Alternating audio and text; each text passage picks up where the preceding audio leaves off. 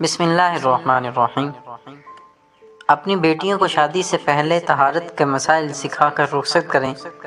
ہمارے معاشرے میں پڑھے لکھے ان پڑھوں کی تعداد روز بروز بڑھ رہی ہے۔ آئے روز ہم دیکھتے ہیں کہ ہمارے ارد گرد کئی لوگوں کی شادیاں ہوتی ہیں اور کئی لڑکیاں نیل پالش لگائے ہوئے ہی غسل کر لیتی، جبکہ کئی دن وہ ناپاک رہتی ہیں، اور کچھ نے تو آرٹیفیشل نیلز فکس کروائے ہوتے ہیں جو ایک بار 1 یا 2 دن کے لیے ہوتے ہیں، جس کی وجہ سے وہ پاک ہی نہیں ہوتی۔ ماؤں کا فرض بنتا ہے انہیں یہ سب کچھ شادی سے پہلے سکھا کر شوہر کے گھر بھیجیں۔ شادی کی تیاری میں آپ کا کلر کنٹراسٹ سے لے کر ہر بوتیک، ہر برانڈ اور اچھا پارلر سب یاد رہتا ہے۔ پوری دیانتداری سے اپنا وقت کپڑوں اور جویلری سلیکشن میں صرف کرتی رہتی ہیں۔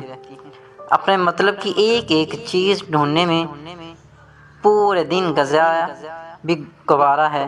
میچنگ کے چکر میں گھنٹوں برباد ہوں تو خیر ہے، مگر وقت نہیں تو دین کی چند بنیادی مسائل سیکھنے کا، طہارت کے مسائل جاننے کا یاد رکھیں۔ ظاہری طہارت کی بھی 3 قسمیں ہیں، ایک نجاست سے طہارت، دوسرے جنابت سے طہارت، اور تیسرے ان چیزوں سے طہارت جو بدن میں بڑھ جاتی ہیں، جیسے ناخن اور ناپسندیدہ بال وغیرہ۔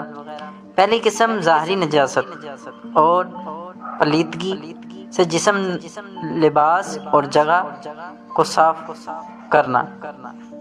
دوسری قسم جن حالتوں میں غسل یا وضو واجب ہے، ان حالتوں میں غسل یا وضو کر کے شرعی طہارت اور پاکیزگی حاصل کرنا ہے۔ اور تیسری قسم جسم کے مختلف حصوں میں جو گندگی اور میل پیدا ہوتا ہے اس کی صفائی کرنا، جیسے ناخن، دانتوں اور ناپسندیدہ بالوں کی صفائی۔ اسلامی عقائد میں جو اہمیت توحید کی ہے وہی حقیقت عبادت میں طہارت کی ہے۔ جیسے توحید کے بغیر کوئی عمل قبول نہیں ہو سکتا، ویسے ہی طہارت کے بغیر کوئی عبادت قبول نہیں ہو سکتی۔ جس طرح ہم توحید کو مذہبی عقائد کا اصل اصول سمجھتے ہیں، اسی طرح طہارت ہر اپنی عبادت کا دار و مدار بھی مانتے ہیں۔ حدیث نبوی صلی اللہ علیہ وآلہ وسلم: اللہ تعالیٰ طہارت کے بغیر نماز قبول نہیں کرتا۔ یہی وجہ ہے کہ اسلامی فرقہ میں سب سے پہلے طہارت کا باب پڑھایا جاتا ہے، کیونکہ طہارت نماز کی کنجی ہے اور نماز جنت کی کنجی ہے۔ اللہ تعالیٰ نے قرآن مجید میں ان لوگوں کی متعدد مقامات پر تعریف کی ہے جو صفائی کا خیال رکھتے ہیں۔ اس صفائی کی وجہ سے اللہ تعالیٰ نے ان سے محبت بھی کرتا ہے۔ اللہ رحمان و رحیم کریم قرآن مجید میں فرماتا ہے، ترجمہ یہ ہے: بلا شک اللہ تعالیٰ توبہ کرنے والوں اور طہارت اختیار کرنے والوں کو پسند کرتا ہے۔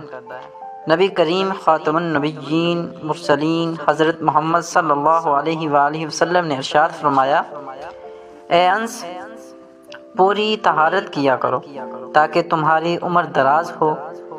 گویا نبی کریم صلی اللہ علیہ وآلہ وسلم نے درازی عمر کے لیے طہارت و صفائی کا لازم قرار دیا اور ہمیشہ باوضو رہنے کو سراہا۔